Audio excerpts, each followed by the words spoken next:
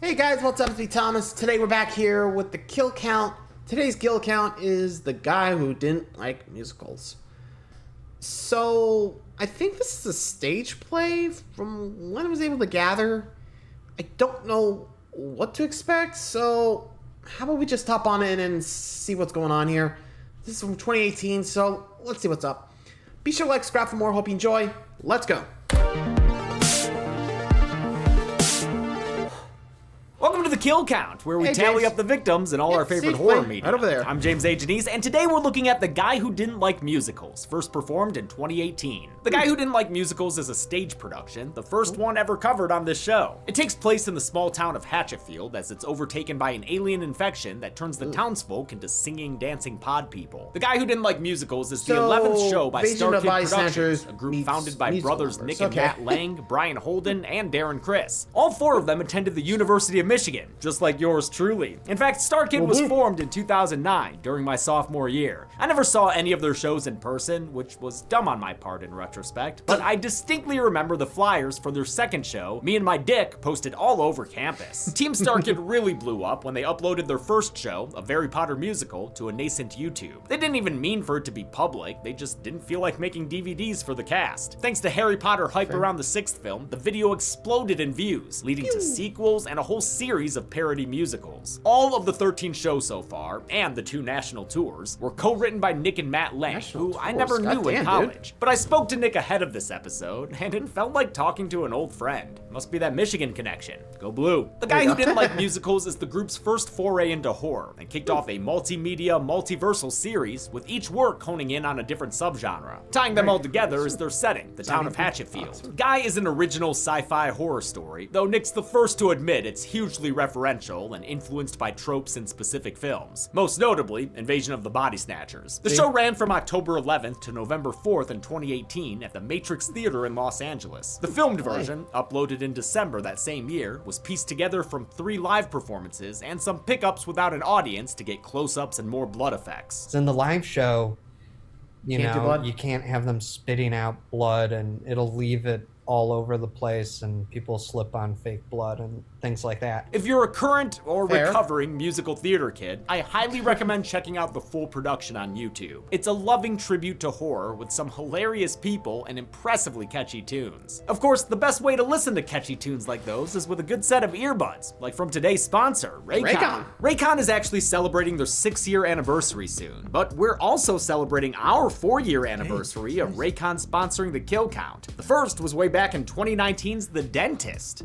Remember those? So needless to say, any regular Kill Count viewer knows how much Chelsea and I love our Raycons. Thanks to their high quality audio, 32 hours of battery life, and perfect in-ear fit, my Raycon earbuds are my daily driver for listening to music and podcasts. Whether I'm working out, taking Molly on a walk, or just cleaning the house, or my David Bowie shoes. We love ours, fair and enough. we're not the only ones. Raycon earbuds have 78,000 5-star reviews. And now is the best time for you to dive into the Raycon world yourself. To celebrate their 6-year anniversary, Raycon is offering 20% off site-wide, with select products even 40% off. What can you get site-wide? Of course, there's the tried and true sound offerings, from 4 types of earbuds to 2 types of headphones to a Bluetooth speaker. But this year, they've also expanded into Raycon Home and Raycon PowerTech. You can celebrate Raycon turning 6 at buyraycon.com/deadmeat and use code BIRTHDAY to get 20 to 40% off site-wide. That's buyraycon.com/deadmeat. Use them to listen to all the musicals you love. How many people will lose their musical minds in this curtain call of Cthulhu? Well, it's Shall we high find time out? we find out, because the apotheosis is upon us. Apotheosis. I get it. Here we go. The musical begins, as most do, with an opening number. It's a guy who didn't like musical. Yeah, what the fuck? Oh, and it's a title song! The titular hater Title is Paul, song. played by John Madison, who lives in the small town of Hatchetfield. He's good at his job, but a bit lacking in people skills. Were you gonna sign up for the company softball league? No. Oh. Well, it might be fun. Yeah. I don't want to, though. His co-workers Ouch. include sweater-weathered Charlotte, who's been struck with a case of Judy Garlanditis, Don't you think I'm tired too? office bully Ted, who's been struck with a case of mid-aughts humor, My wife. And Paul's My best friend wife. Bill, who's been struck with a case of being a lame dad to his teenage daughter Alice. She's been hanging out with the wrong crowd recently. You're either in the smoke club or you're out. God, I love Lauren In or Lopez's out of the unhinged smoke little double club? toe dance there. Bill hopes to be a cool dad by taking Alice out to a show. The touring production of Mamma Mia. He asks Paul if he'd Yeah, join no. them, but true to his nature, he declines and instead heads to his local coffee shop. He's nursing a crush on one of the baristas, Emma, and it turns out they have a lot in common, since Emma hates the new Cold Stone-inspired tip for a song policy. I mean, because if I have to sing for it, it's not really a tip, right?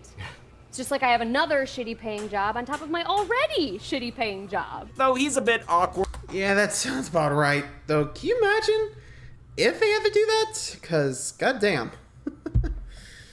Well, anyway, let's keep going. And she's quite feisty. Their flirting is mostly successful. On his way out, Paul gets into a foreshadowy shouting match with a pushy Greenpeace girl. And you come on a little strong with that whole save the planet bit, as if I'm gonna do that single-handedly. Their argument is interrupted by a mysterious shape in the catwalk clouds. They see something coming from the sky. What is that? The whole affair is viewed all over run. town, including by Charlotte, who's having a whole affair with Ted. It's a fair affair, though, since Charlotte's cop husband Sam is shacking up with Emma's coffee shop co-worker Zoe. Looks like they're heading to Mamma Mia, both literally and, like, in bed. The next morning's news is abuzz with talk of alien meteors, but Sean Paul of the Dead here doesn't catch it. And something else has fallen to the ground here in Hatchetfield, this time from outer space. The meteor came... On his commute to work, he finds the townsfolk of Hatchetfield have come down with a jitterbug. They're singing and dancing about how good a day it is. La-dee-da-da, la-dee-da-da, la-dee-da-da day. La-dee-da-da. Hell, even this unhoused feller is apparently fine with his circumstances. The world is my house. The dogs are my food. The dogs are my food is a hilarious lyric to sing. Sorry, Molly. Feels like it'd be a line in Tim Robinson's Skeleton Song. La-Di-Da-Da Day is my favorite number in the show. The chorus is infectious, no pun intended, with its cascade of time signatures. La-dee-da-da, la-dee-da-da, la-dee-da-da day. La-da-da-da-da. I also love the underlying bass line, Okay, thank you. Hey, thank you. God bless you, man. All right. and the psychedelic guitar is a nice touch on top. You sing a duet, Nope, dance stop. a style or two, or I'll make you a bet.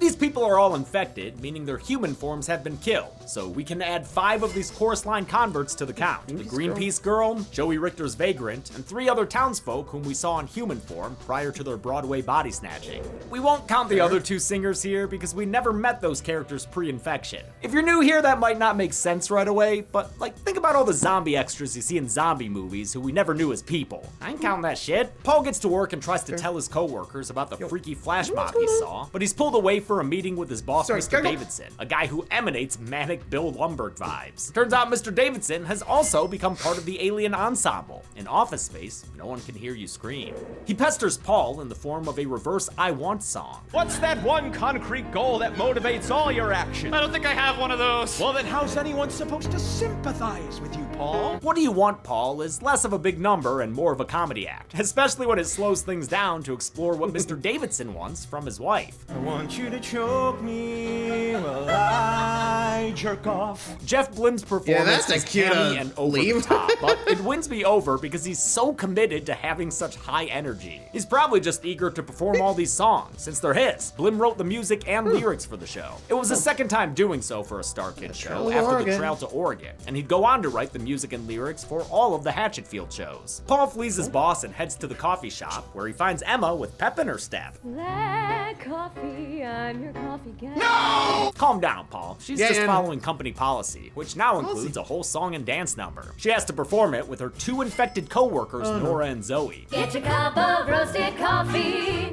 your morning cup of Joey. This number is hilarious just because of how over it Emma is. Great physical comedy from Lauren Lopez again. Decaf. What? Decaf. What? Did it. And we'll bring it right up. Oi, oi, oi! Cup of Roasted Coffee is based on some song called Solid Potato Salad by the Ross Sisters. Solid potato salad, boy. Take my plate, fill it up, and bring it right back. But it also reminds me of You Could Drive a Person Crazy from Company. You could drive a person crazy. You could drive a person mad. Emma realizes Kinda something is does. wrong when the song continues past the choreography she learned. An even more telltale sign is when the cafe's customers start having black coffee coughs, or blue coffee coughs. Go Ew. blue. The poison patrons have joined the party, so Paul and Emma book it out of there. They escape through the audience and into a nearby alleyway, where they're reunited with and scared by Paul's co-workers. You scared the shit out of us. Well, how the hell am I supposed to pop out of a trash can and not scare the shit out of you? They say that There's a downtown point. Hatchetfield's been overtaken by dancing, but don't worry, Charlotte's called her cop husband Sam to help. Too bad Sam's Yeah, doing the cop and rock he's by the time corrupted. he arrives, having already been infected. Show me your hands, show me those jazz hands. Get 'em up or you'll end up in cuffs. He needs backup, and he gets it with 2 backup singers. But again, we never met them Yeah, don't pre-infection, count. so they don't count. Show Me Your Hands is another Blim-led song Show with me a lot your of funny lyrics. hands. You better empty out all of them pockets, but don't empty out all of them pockets. Yeah, Make your we're minds cops. up. Yeah, we're cops, and we make sense. I love the part with layered singing that includes Robert Mannion wailing like a siren. Get those hands up! Get those hands up! Put those hands down! Put those hands down! Mannion also adds a lot to this with his wild dancing.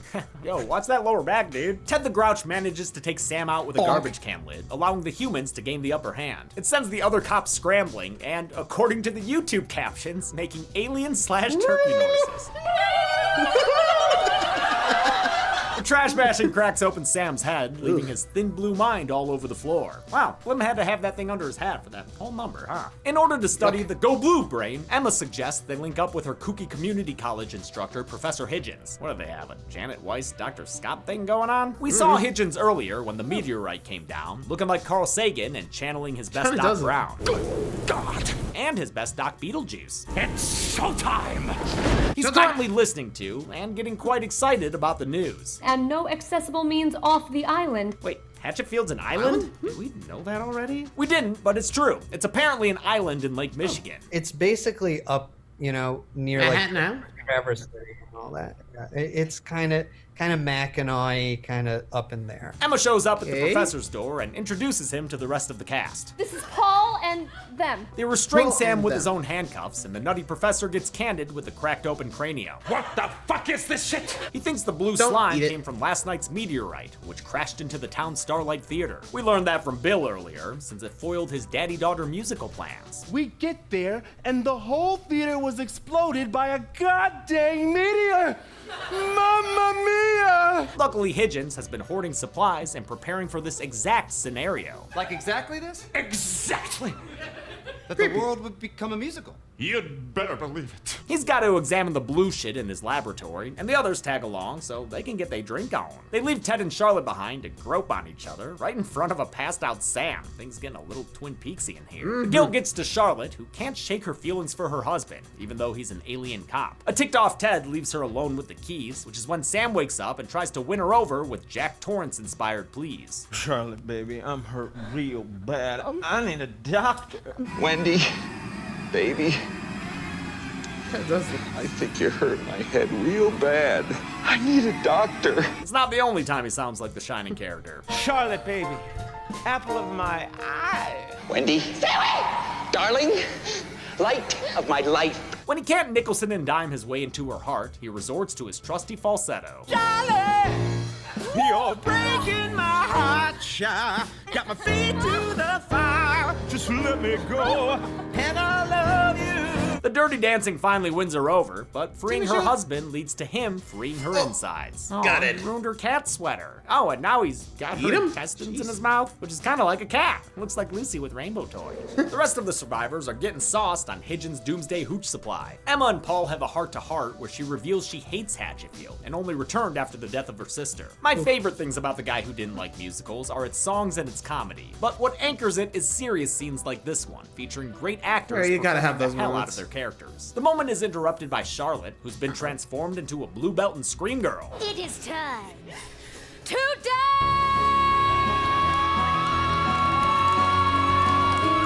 Hell yeah, get it, Jamie Lynn Beatty! She and Sam sing a duet dedicated to everyone who doesn't think I should count infections as kills. join us and die. Charlotte? Join us and die Oh, I'm sorry, what was Join that? us and Join you die? in what? and die. Great, that's what I thought you said. All you gotta do is... They're rescued by Higgins, who tick-tick boomsticks the duo, but not before Charlotte can squeeze in a body snatcher reference. I'll see you in the ultimate Sutherland. Hell! The first call leads Higgins to getting all McCready on his guests. So we're gonna have a little test to see who's still human and who's a musical doppelganger. Is one of them gonna have to spend the rest of this musical tied to a fucking couch? Nope, they just have to sing Moana, and they do it poorly, so they're not alien things. Bill gets a call from his daughter Alice, who is currently trapped at Hatchetfield High with her girlfriend Deb. Ted tells him his daughter's probably dead, but Paul offers to go with Bill and save her. The shotgun can come too. On their way over, Bill gives Paul his sad dad backstory. Alice lives with his ex-wife in the neighboring town of Clivesdale. Ugh. He disapproves of her dating Deb, but not because she's gay. He just thinks Deb's a slacker. Bill's played by Corey Doris, who went to U of M the same time I did. I actually cast him in my awful junior year student film called The Foiling, about a dude who gets his TV stolen. I acted in it too, as a business student. I wasn't good. But Corey, best actor in the whole thing, hands down. Paul tries to offer Bill some comfort, but Alice is flexing her pod person pipes by the time they find her. Her backup singers include Deb and the Lauren Lopez stoner character we saw before, so they both go on the count too. Well, that's harsh. But I think I'll read them like, well, she's dead. Look away, buddy. Jeez. That's harsh. Anyway. The song Not Your Seed is a jazzy little number, driven by a piano and a hi-hat. Not your seed. Alice, what is going on? I'm not your ACT. The lyrics are both emotional and a great showcase of Mariah Rose Faith's vocal talents. Did you know that I wanted to live with you? And when you needed to bite, you gave her that too. This was Faith's first Star Kid show. The following year, she'd go on to play Regina George in the national tour of Mean Girls the Musical. This triple threat is too much for Bill to handle, who contemplates turning the gun on himself. Paul manages to talk him down, but Alice still takes aim and gives Bill a face full of buckshot. The alien hive mind is sick and tired of Paul, and tells him he will join them in perfect unison. We have traveled across seas of stars, bounding. Well, perfect unison after a little more rehearsal. I'm here. Before they can harmonize Paul into the hive, the army runs in and sends the infected folks scattering pew pew pew. Don't get too excited, Paul. These guys are indiscriminate. Wait, I'm not one of them. I'm human. Yeah, prove it, asshole. We're the army. Paul wakes up later and meets General army. McNamara, head of an X-File hunting military unit called PEEP. You haven't heard of them. Not a peep. He's been given orders to wipe Hatchetfield off the map, which includes killing any loose-lipped loose ends like Paul. McNamara's a Magnum Maverick though, so he offers Paul a deal. If his group can survive for 2 more hours, he'll send a rescue chopper to get them off this island. Armed with the American pastimes of guns and saluting, Paul sets off to retrieve his friends. Back at the bunker, Higgins and Emma are studying their alien specimens. Emma theorizes the infected townsfolk are being controlled by a central brain, and that destroying it might end the musical mayhem. Great plan, but Higgins is starting to sound a little off-Broadway in the head. He could achieve what over 50,000 years of human civilization never could. World peace. He sticks Emma in the neck with a needle. Nap time juice. He ties her up alongside Ted, whom she is not a fan of, since, to be fair, Ted's an asshole. But while their characters have a combative onstage relationship, Lauren Lopez and Joey Richter actually got married earlier this year. Nice. Joey's a longtime friend of ours, who once joined us on Drunk Disney to watch Lilo and Stitch. Professor Higgins has been drinking the theater kid Kool-Aid and thinks this alien invasion is the key to uniting the human race. Turns out he's always had a song in his heart, and he starts singing it in order to attract pod people to their location. Show-stopping number is another one of my favorite songs, especially when the drums kick in to join the piano part. A show-stopping number is something you die for. A real catchy earwormy tune. I guess Higgins is more of a Dr. Frankenfurter than a Dr. Scott. Kinda does. Things go from I'm Don't just waiting Dream for him It to to say, Wild and Untamed "Sweet Thing when John's Higgins wants to West workshop a song from a musical he's been writing. Do you mind if I give you the pitch? We don't have time. for it. His show is called Workin' Boys and tells the story of old college chums reconnecting after they graduate to the business world. He gives an enthusiastic preview. Business calls, I'm up to my ass in shit. What's this business? Biggest laugh of the show for me right there.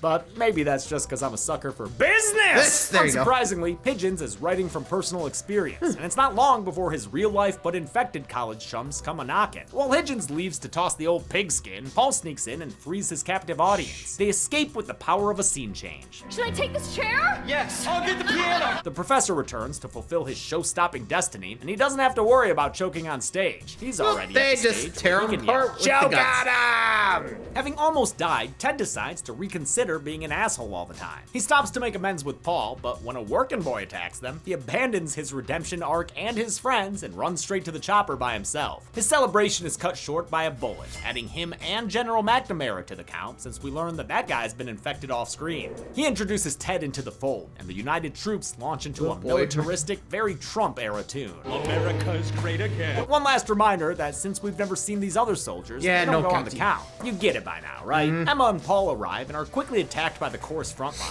They manage to break free and get to the chopper, where Emma celebrates not dying in Hatchetfield. Fuck you, Hatchetfield! But this time, their helicopter pilot ain't just double casting. It's Emma's infected co-worker Zoe, who attacks them in a slow motion fight that crashes the helicopter. Paul makes it out with nary a scratch, but unlucky Emma's leg is more than just broken. Heavily injured and still stuck in Hatchetfield, they realize their only hope of survival is killing the alien hive mind, which must be in that meteorite that crashed at the Starlight Theater. Paul arms himself with a bunch of grenades and goes for a first kiss with Emma.